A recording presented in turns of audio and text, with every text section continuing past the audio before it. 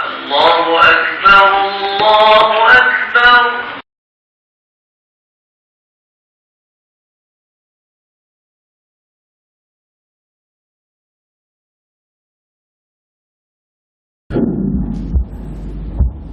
أعوذ بالله من الشيطان الرجيم. إن الحمد لله نحمده ونستعينه ونستغفره ونعوذ بالله من شرور أنفسنا من سيئات أعمالنا. من يهده الله فهو المهتد ومن يضلل فلن تجد له وليا مرشدا. اللهم صل وسلم على نبينا محمد وعلى آله وصحبه وسلم. قال رب اشرح لي صدري ويسر لي أمري واحلل عقدة من لساني يفقهوا قولي. ربنا زدنا علما وارزقنا فهما. اللهم أصلح ذات بيننا وألف بين قلوبنا واهدنا سبل السلام ونجنا من الظلمات إلى النور وجنبنا الفواحش ما ظهر منها وما بطن. Yang saya kasihi sidang muslimin muslimat rahimakumullah. Assalamualaikum warahmatullahi wabarakatuh. Alhamdulillah summa alhamdulillah. Segala puji kita panjatkan kepada Allah Subhanahu wa taala, memberi kita kesihatan, masa dan tenaga untuk berada dalam masjid malam ini. InsyaAllah dalam bulan Muharram, bulan yang mulia ataupun di kalangan bulan-bulan yang haram, kita dianjurkan untuk melakukan ibadah sunnah, seperti contoh melakukan puasa pada 10 Muharram. Sebagai ganjarannya, Rasulullah SAW menyatakan bahawasanya kita akan diampunkan kesalahan setahun yang lalu, sebagaimana berpuasa di bulan Arafah. Dosa sepanjang setahun yang lepas Allah Subhanahu Wa Taala ampunkan. Dalam hadis tersebut, ulama memperincikan lagi bahawasanya Rasulullah menganjurkan kita bukan hanya berpuasa pada 10 Muharram saja, tetapi pada 9 dan 10 ataupun 10 dan 11. Ini kerana nak menyelisihi kaum Yahudi dengan Nasrani, yang mana mereka puasa juga pada 10 Muharram sebagai tanda mereka mengagungkan Nabi Musa. Kita, Rasulullah SAW suruh buat beza sikit dengan dia. Kita tambah sehari sebelum ataupun sehari selepas. Maknanya 9, 10, 10, 11. Kalau rajin nak gomo 3-3, 9, 10, 11 pun boleh.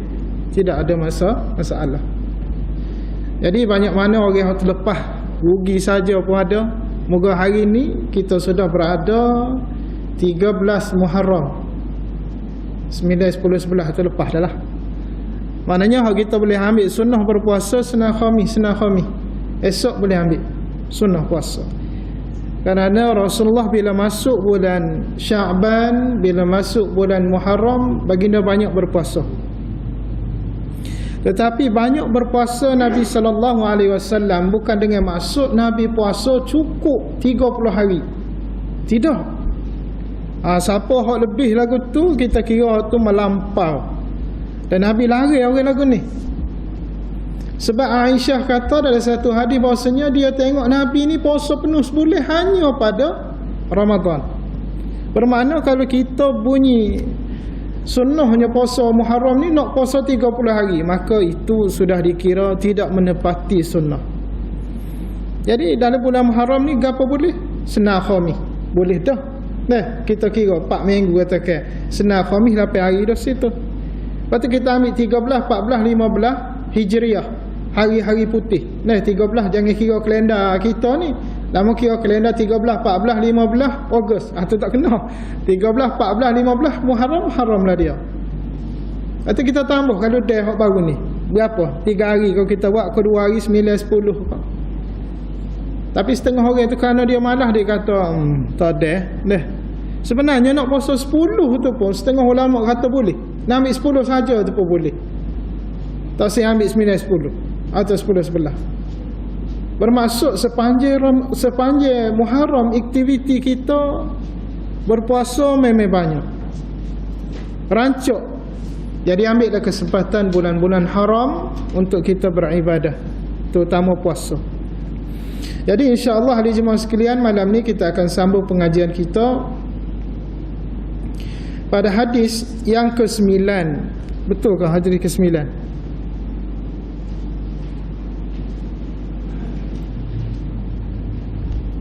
Hadis ke-9. Betul. Betul. 8. 12. Ai, malukan pening gini. Hadis ke-12 dah. Kita tanda Masjid Mungkin Lunde ni kita selik gini ya. Kita tak bakal tarik pula. Hadis ke-12. Jadi sebelum daripada ni, kita telah belajar beberapa hadis kaitan dengan fizikal Rasulullah. Sebab kita masih dalam bab pertama lagi, iaitu fizikal Nabi SAW. Hari ni kita tengok hadis yang ke-12. Abu Hurairah berkata, hadis ni daripada Abu Hurairah. Kita tahu Abu Hurairah ni di kalangan 7 orang sahabat Nabi yang paling banyak menghafal ataupun membuat koleksi hadis. Dia banyak. Selain daripada Aisyah, selain daripada Jabir bin Samurah. Kita ada baca hadis dia sebelum ni. Jabir bin Samurah tu pun hadis yang keberapa Jabir? Hadis yang ke-10. Jabir bin Samurah ni tidak kurang daripada 1,500 hadis. Hak dia ambil daripada Nabi. Dan dalam setengah riwayat cerita bahasanya dia pernah royak, dia tu Jabir bin Samurah ni dalam hadis ke-10 tu, periwayat hadis ke-10, dia ni ikut dengan Nabi dalam halaqah majlis bersama Nabi tidak kurang daripada 100. Mana halaqah bersama dengan Nabi dalam majlis ilmu dengan Nabi tu tak kurang daripada 100. Kita kira kita lah. Contoh. Seminggu 3 malam kita di masjid dengan kuliah. Seminggu 3 malam. Kita kali dengan 4, 3, 4, 12. Lepas tu kali dengan 12, 100 juga. Kalau cukup setahun, tu tak capai dengan cuti. Kalau cuti habis juga. Lepas tu Jabir bin Samurah ni juga, dia tu dia semaya belakang Nabi, jemaah dengan Nabi, tidak kurang pada 2,000 kali waktu. On time. Maknanya takbir pertama dia. Sahabat Nabi ni, kalau tak ada takbir pertama tu gelisah. Sama telah kalau tak ada rakaat pertama. Oh tu cerita setengah-setengah sahabat siapa jual lada, jual kebun kurma kerana rasa lalai dengan urusan tu, terlewat mai masjid. Tahap tu. Maknanya Allah dia nak beri gambaran kepada kita, mereka-mereka di kalangan hak ada sekitar dengan Nabi tu memperjuangkan Islam, nak bersama dengan Nabi, dunia boleh tolak. Tapi kita jangan pun nak terlepas tok iman dia. Tolak kedah tak usah dah jual kedah roncek biar. Lepas tu kena kaji banyak sikit lah. Tahap iman kita. Silap-silap jual tolak kedah dah. Lepas tu mikir balik Allah senyesal ni. Supaya artis lah. Artis. Mana artis bila dia nak berhijrah, dia isytihar. Dia buat press conference. Dia akan bertobat, dia akan pakai tudung, dia akan gini dah. Terkini kita tengok seorang artis tu, dia pakai pecak tudung, dia kata hak ni lah hak, dia kata hak ni lah hak muktamad keputusan natijah kehidupan dia kata ni lah dengan tidak pakai tudung. Ni berat belakang. Ni kita kata normalisasi ataupun neutralisasi keadaan LGBT belakang tu. Maknanya seolah-olah dia nak buat nampak neutral benda-benda maksiat ni. Hak tak pakai tudung tu dia rasa nak suruh masyarakat ni boleh terima. Hak terbaru juga dah minggu lepas, hak LGBT berkaitan dengan gay. Tapi alhamdulillah benda tu tak berlaku di Malaysia, berlaku di barat, hamba lupa di Belanda ke di mana. Dia cuba nak alih masyarakat Eropah hak tidak sokong LGBT supaya sokong LGBT dengan dia buat satu perkahwinan ni seorang lelaki yang tubuh badan sempurna. Ada tangan, ada kaki, comel lah. Nikah dengan seorang lelaki hak tak ada tangan, kudung kaki. Pohon tak ada, separuh pohon. Jadi masyarakat Eropah sendiri, orang Kristian ke orang etis di Eropah, mereka ada juga orang tak boleh terima LGBT ni. Dia rasa benda tu merosakkan masyarakat. Tetapi bila benda tu dibuat, dia akan mari satu gambaran kesihan. Dia rasa macam sial hak jatuh kudung tu. Paling tidak ada juga orang nak dengan dia.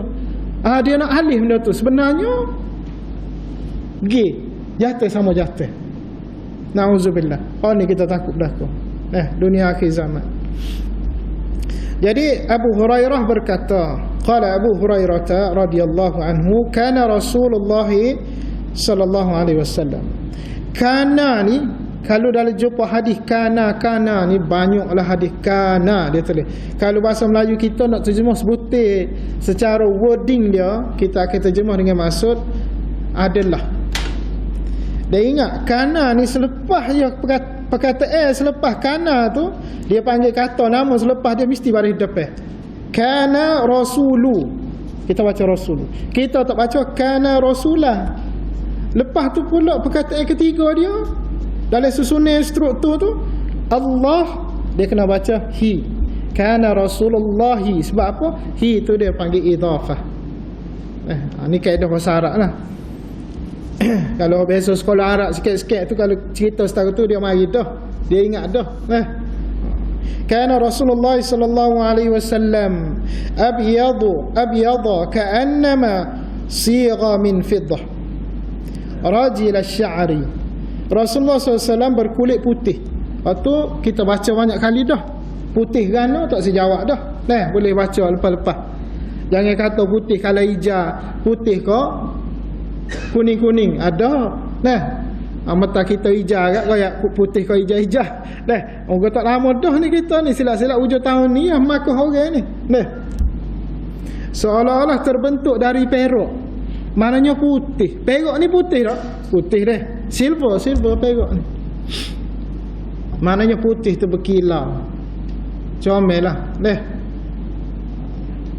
Dan rambutnya ikal beralun. Rambut dia ikal. Ni banyak dah kita bahas. Tapi tidak nampak pondek ni, putih. Bukan kata dengan rambut kita nampak pondek. Ada dah kita tengok media sosial lah ni, Allah dahsyat lah. Hak cerita hak lembut, hak pondek, hak jatuh nak jadi tin, hak tin nak jadi jatuh, dahsyat. Perempuan ni bukan kata dia tidak profesional, hak profesional pada. Hak ada jawatan kelah-kelah lah. Hak pakar pun ada. Tapi penyakit tu dia tak boleh ubah. Dia kekal dalam diri dia.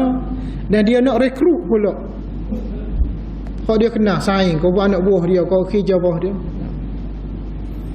Kamu tak ingat tahu bila penuh hamba kecek dengan orang go ni. Orang yang beri jatuh sama jatuh ni.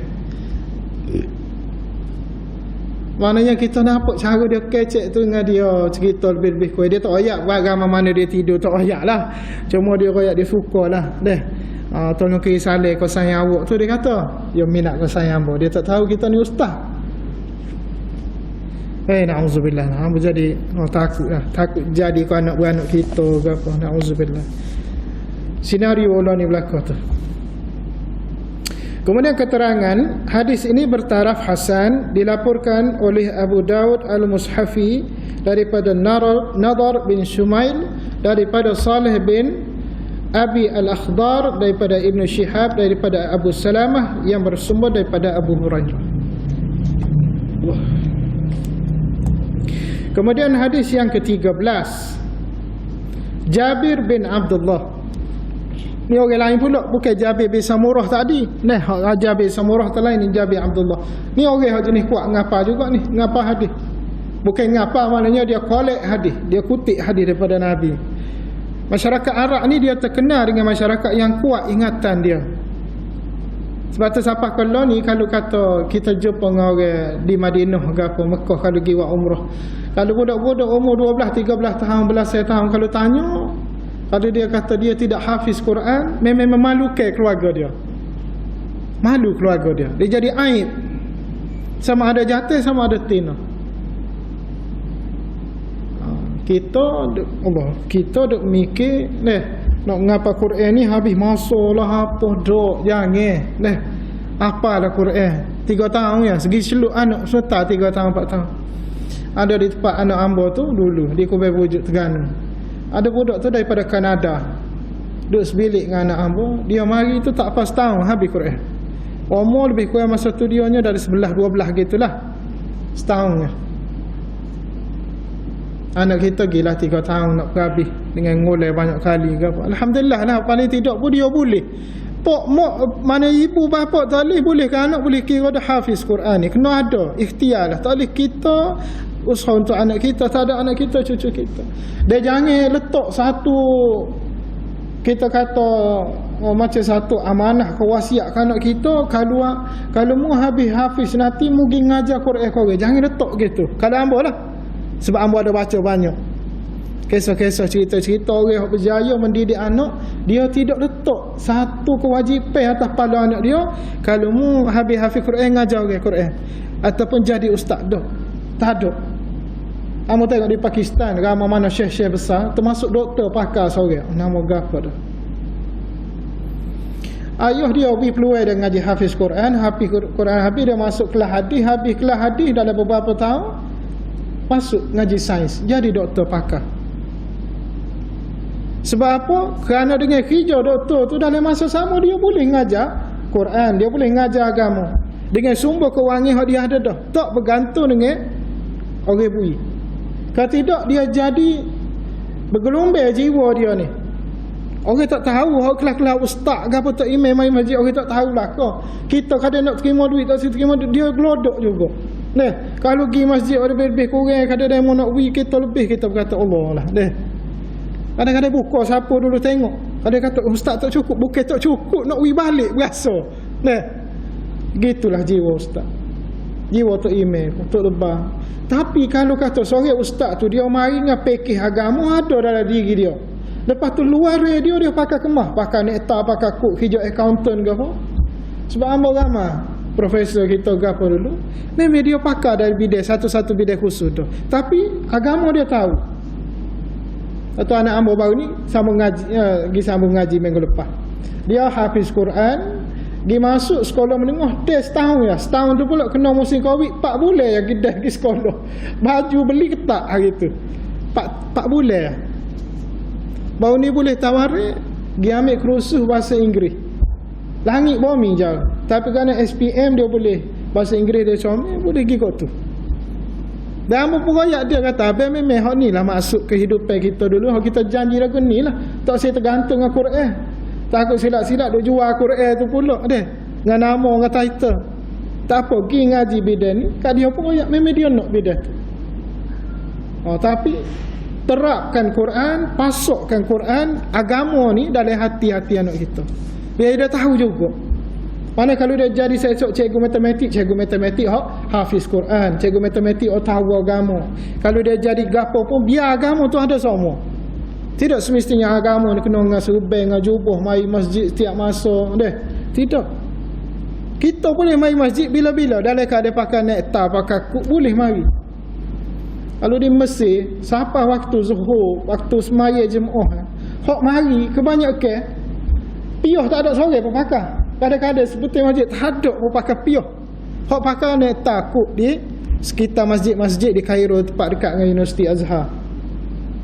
Ni tenek takut ni syekh-syekh dia.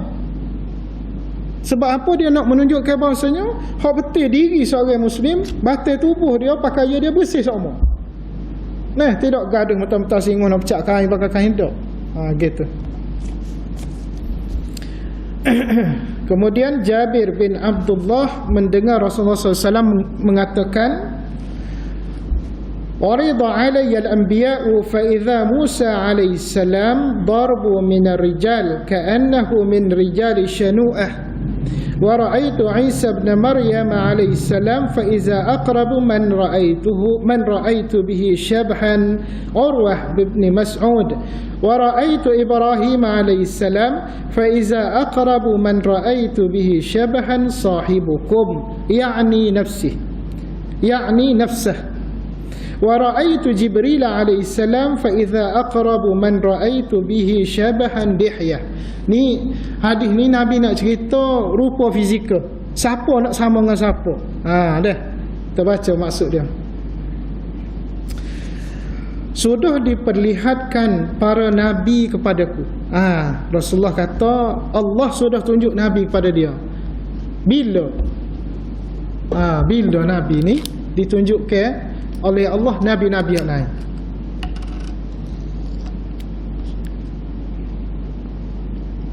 Nak tahu tu peristiwa apa?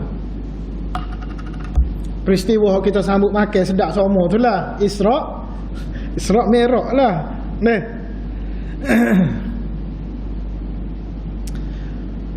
Urida alayya al-anbiya fa iza Musa alaihi salam darba min ar-rijal. Okey. Musa kelihatan, Nabi Musa alaihi salam kelihatan seperti seorang lelaki dari suku Syanu'ah. Suku Syanu'ah ni satu sukulah bangsa Arab. Sebab Nabi Musa ni dia ni orang Yahudi.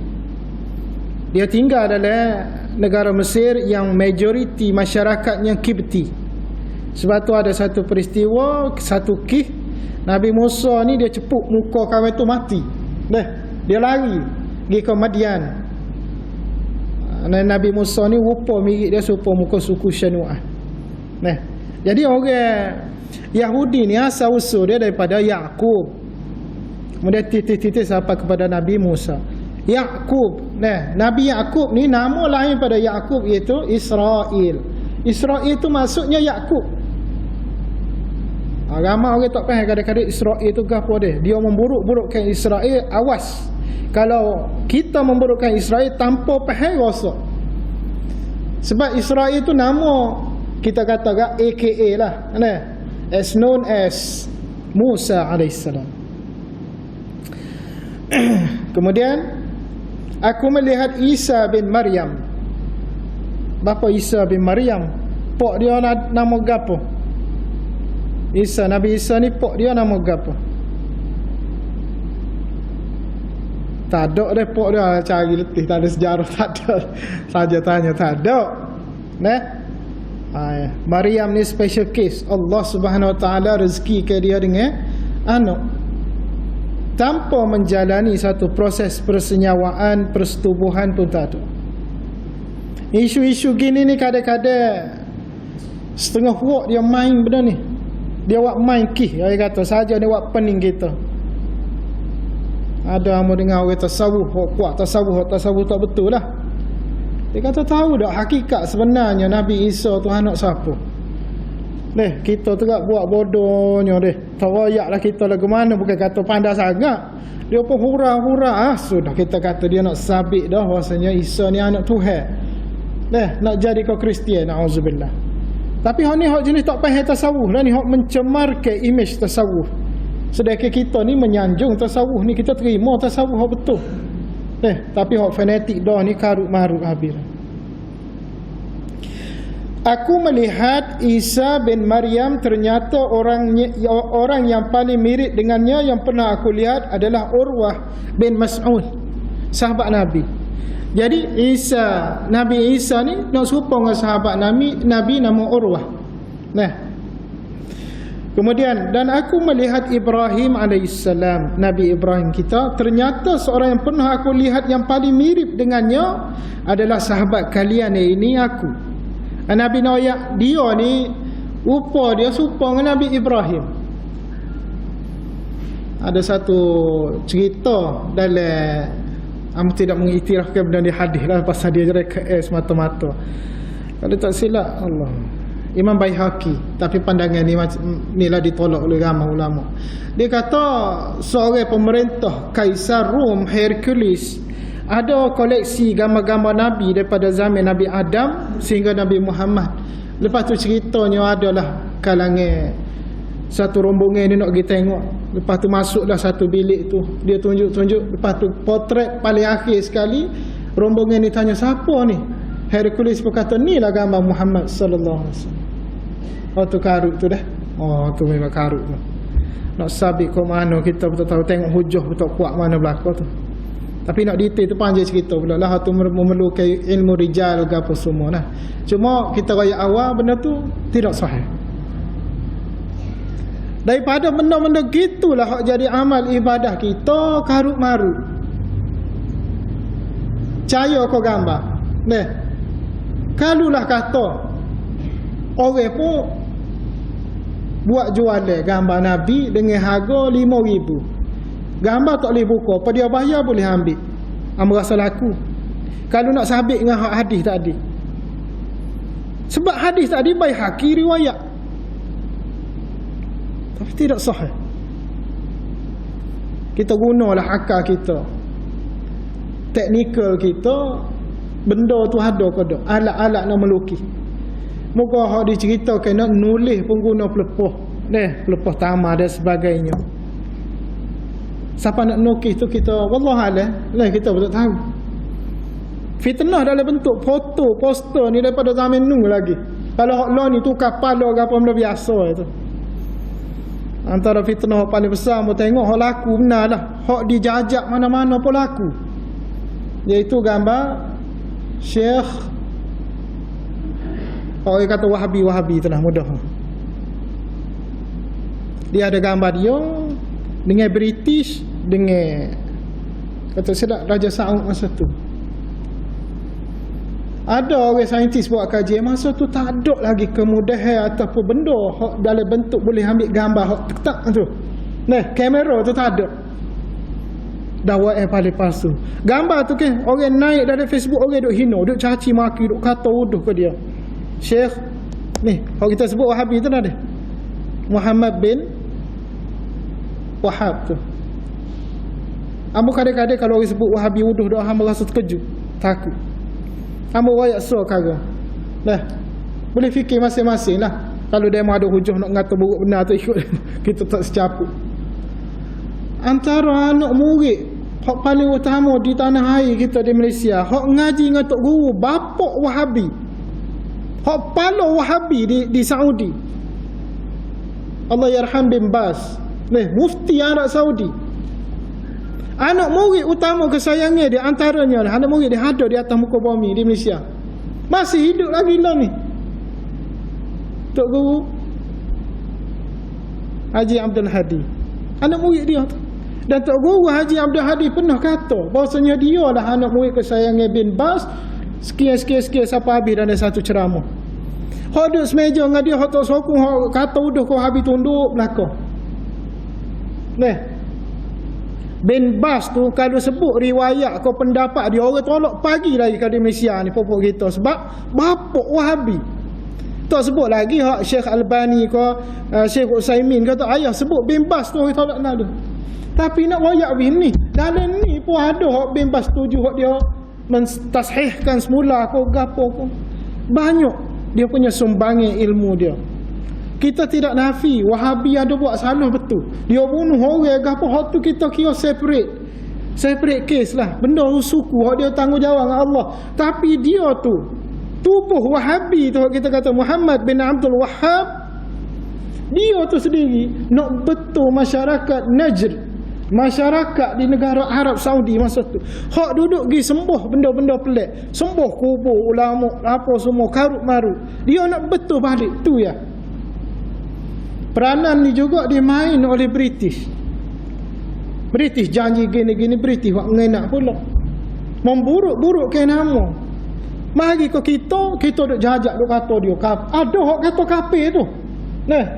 Na'udzubillah. Hamba kadang-kadang tarik nafas panjang dan kita dengar juga ceramah dia kata berat-berat. Allah, apa nak kata dia mau banyak kata gitu, dia tidak kaji sejarah, dia tidak baca. Peranan British tu paling hebat. Lawrence of the Arabian, tu paling jahat sekali. Bagaimana dia boleh buat percaturan antara Saud dengan pemerintah asal kerajaan Saudi hak lah ni pergi lepas pergi ke Jordan. Duk Jordan lah ni tu hak pemerintah Jordan tu nama apa Allahumma salli tak ingat. Hasan gapo tu dia anak dia tu. Hak tu sebenarnya pemerintah di bumi Hijaz, di bumi Saudi. Tapi kerana Lawrence Arabia ni popok menatai popok British ni buat nak perjanjian gini asal nak pergi lah kali kena tendai lagi tengah-tengah pada pasir lah ni jadi Jordan. Kalau Saud ni duk naik ni kerana perjanjian puan ni. Tetapi Saud naik pun bukan kata tak betul. Ada bahagian yang betul dia juga. Lagi nama manusia ada lah mana-mana. Tegurai lah kalau ada hak kata siapa tahap kafir, tahap tak betul benar. Kita kena beri teguran agak, peringatan bahasanya benda ni fitnah, nuduh kau orang. Ada satu masa dulu, satu video upload send ramai beribu, beratus ribu orang, pasal dia kata negara Saudi lah ni tengah main judi dalam satu dewan besar. Meja duk main judi, beribu-ribu meja, mungkinlah beribu, wallahualam mungkinlah ribu ke ratus, tapi banyaklah dari dewan tu. Dia kata Saudi tengah main ni, orang-orang Saudi bukan main judi tu. Nah, dia ada satu permainan tradisi dia. Kamu tak ingat dah? Kamu tanya orang Saudi diri benda tu. Dok, dia kata ustaz ni fitnah, bukan main judi ni. Dia bukan dah teruk. Po kita, kalau kita main haji tu, tepi kedai kopi. Nah, benda tu boleh kata haram? Tidak haram. Kok jadi haram kalau siapa tinggal semaya, lara, ibadah, haram lah. Kita boleh royak haram. Nah, fitnah banyak lah ni. Kalau royak hak tu tak betul, hak ni tak betul, sesak, kita tarik nafas dulu. Hak boleh royak sesak je lah. Benda hak gezek siap ulama sepakat, Syiah Rafidah sesak, beres. Boleh setuju angin lalu. Ni, supi hak sesak ni, hak sesak barat. Nazim Haqqani ke, boleh beres. Ni pagi lagi kita boleh royak sesak. Walaupun ada fatwa mana-mana royak boleh pakai lagi, kita boleh royak sesak. Sebab kita pegang hujah ulama lain ramai lagi kata sesak. Dr. Haruddin pun kata sesak, belum apa-apa lagi dia. Masa dia hidup tu, dah 80 lagi dia kata sesak dah. Atau kata kita kena banyak baca. Nazim Haqqani nak tahu dia betul sana, bacalah dia kata The Miracle of The Ocean of Miracle ke apa tu dia, buku bacalah. Baca hak tu. Orang bodoh pun baca hak tu tahu. Ni tak apa betul, steering tak betul mana dah ni. Nauzubillah. Dan aku melihat Ibrahim serupa. Jadi Ibrahim ni serupa dengan Nabi sedikit, Nabi royak dah. Kemudian aku juga melihat malaikat Jibril. Ternyata orang yang paling mirip dengannya yang pernah aku lihat adalah Dihyah. Dihyah ni sahabat Nabi. Dihyah Al-Kalbi nama dia. Beberapa kali Rasulullah terima wahyu, Jibril mari dalam bentuk rupa Dihyah ni. Dan Dihyah ni memang orang rupawan lah kita kata. Rupawan. Walaupun rupawan, keberanian kalangan sahabat ni memang tak ada tandingan lah. Dia pergi jumpa dengan Kaisar Rom. Kaisar Rom ni kita kata Hercules lah. Ni pemerintah Rom yang besar. Hak duduk atas singgasana, hak ada kita kata kepuk-kepuk dengan apa. Kalau kita tengok kadang-kadang cerita tu kan, cerita masalah dia buat dia. Dengan tino, dengan apa, makanan apa, semua buah-buah penuh. Ni Dihyah Al-Kalbi yang Nabi kata Jibril muka serupa dengan dia ni. Gi jumpa gi atas surat berkaitan dengan dakwah. Dihyah Al-Kalbi antaranya. Hebat tak hebat sahabat. Kita dah ni muka nampak macam ni lembut comel, tak apa kuat. Jadi kau pandai pula dah. Allahumma. Kemudian hadis yang ke-14. Sa'id Al-Jurair berkata, aku mendengar Abu Tufail berkata, ra'aitun Nabiy sallallahu alaihi wasallam wa ma baqiya ala wajhi al-ardi ahadun ra'ahu ghairi qultu sifhu li qala kana abyada malihan muqassadan. Aku pernah melihat Rasulullah SAW dan tidak ada seorang pun yang masih hidup di permukaan bumi ini yang pernah melihat baginda selain aku, iaitu Tufail. Dia ni mana dia kata dia tengoklah Nabi ni dah. Sa'id Al-Jurair berkata, jelaskanlah sifatnya kepadaku. Abu Tufail menjawab, baginda putih, kulitnya tampan dan postur tubuhnya sedang. Postur tubuh ni banyak dah hadis sebelum ni kita tahu dah. Nabi dia punya BMI dia perfect. Dia punya bukaan dada dia bidang. Kita tahu dah. Ni sahabat-sahabat ni macam Sa'id bin Jurair dengan Abu Tufail ni. Abu Tufail ni tengok, nampak dia ada masa Nabi hidup. Ni sahabat. Kita pun serupa. Boleh tengok Nabi, kalau ada ilmu daripada kita ni serupa. Bila kita belajar, kita tahu gini cerita. Oh, sebab setiap hadis-hadis ni dia memang ada kesinambungnya. Dia ada kait semua. Dia nak menunjukkan bahasanya benda tu betul. Lepas dia ulai hak sama, okey. Jadi kalau kita mimpi jumpa Nabi dalam bentuk gini, maka alhamdulillah, insya-Allah itu betul-betul Nabi. Dan setengah orang kata kerana jumpa dengan Nabi dalam mimpi ni, dia kata dia pakai hadis palsu, dia kata boleh syurga. Balasan syurga bagi orang yang mimpi jumpa Nabi itu tidak sabit juga. Kalau mimpi jumpa Nabi garanti syurga. Tidak perlu ada hukum fiqh, tidak perlu ada hukum sembahyang puasa, tak perlu dah. Pakat tunggu tidur belakang. Siapa mimpi Nabi boleh syurga. Beres, mudah ke? Tetapi Islam datang dengan ilmu. Sama ada ilmu hak dibukukan dalam fiqh ke, akidah ke, tasawuf ke. Hak nak membentuk akal manusia supaya jadi cerdik. Kerana Islam agama hak memang gunakan akal yang berpandukan kepada Quran dan hadis. Bukan kata guna akal bodoh-bodoh. Sebab tu Nabi setiap patah dia tubik daripada mulut dia, wa ma yantiqu 'anil hawa in huwa illa wahyun yuha. Tidak ada sepatah tubik pada mulut dia kecuali itu adalah wahyu daripada Allah.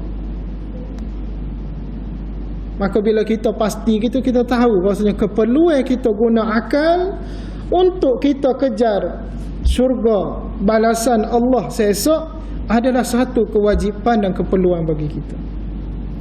Maknanya nak main atas kaedah mimpi-mimpi tak boleh lah. Kita kadang-kadang jadi stuck ni kata sekat mata, sebab bila dia mau kecek dia mau kata boleh nisa doa ni bagus malam mimpi jumpa Nabi bui. Kita betul kak nak jawab kan, tak ada. Nak tanya dia mau doa yo kodok ni. Ni berat belakang.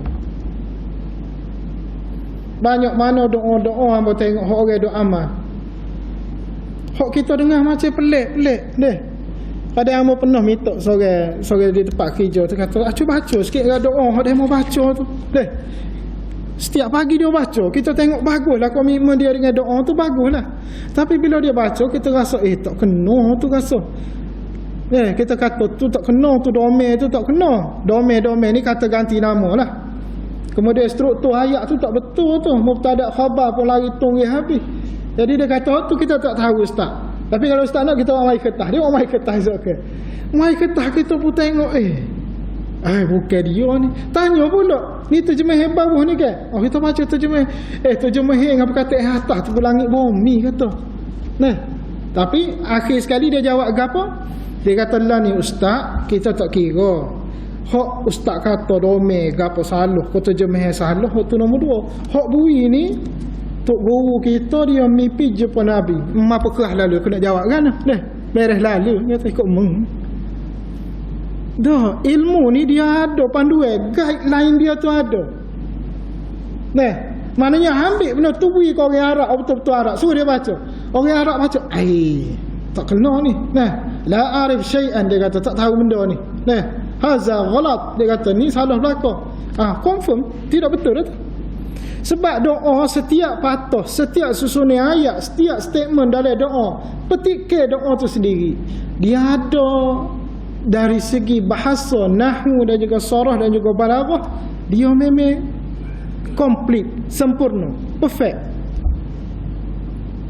Dia tidak akan mari celah-celah. Jadi buah-buah jenis zikir pelik-pelik ni tersedut kutip sangatlah. Nabi ajar paling mudah. Nabi kata, man qara'a suratu qul huwallahu ahad hatta yakhtimaha 10 marrat bunya lahu qasran fil jannah. Mudah ya. Nabi kata, ni amalan paling simple, tak saya sakit kepala. Sesiapa yang membaca surah, Nabi sebut nama surah. Nabi tak sebut Al-Ikhlas, Nabi sebut qul huwallahu ahad Allahus samad. Siapa habis? 10 hatta yakhtima, siapa habis? 10 marrat, 10 kali. 10 kali baca qul huwallahu ahad. 10 kali ni, kalau qul huwallahu ahad ni tak sampai seminit, second yang kita nak kira. Bermakna kalau kata 10 kali lebih kurang 2 minit. Tapi ganjaran apa Nabi royak ni. Tak suruh gaduh ambil tausyih, ambil ni dulu. Nabi garanti ni. Bunyalahu qasran fil jannah. Allah akan bina bagi orang tu. Hak baca saat ni tu sebuah istana di syurga. Wallahu a'lam. Besar tak besar? Deh, tak sudah challenge dengan hadis Nabi, doa-doa daripada Nabi. Auzubillahi minasyaitonir rajim. Bismillahirrahmanirrahim. Alhamdulillahirabbil alamin. Wassalatu wassalamu ala rasulillah. اللهم اجعل جمعنا هذا جمعا مرحوما تفرقنا من بعده تفرقا معصوما ربنا اتنا في الدنيا حسنه في الاخره حسنه وقنا عذاب النار صلى الله على محمد وعلى اله وصحبه وسلم الحمد لله رب العالمين.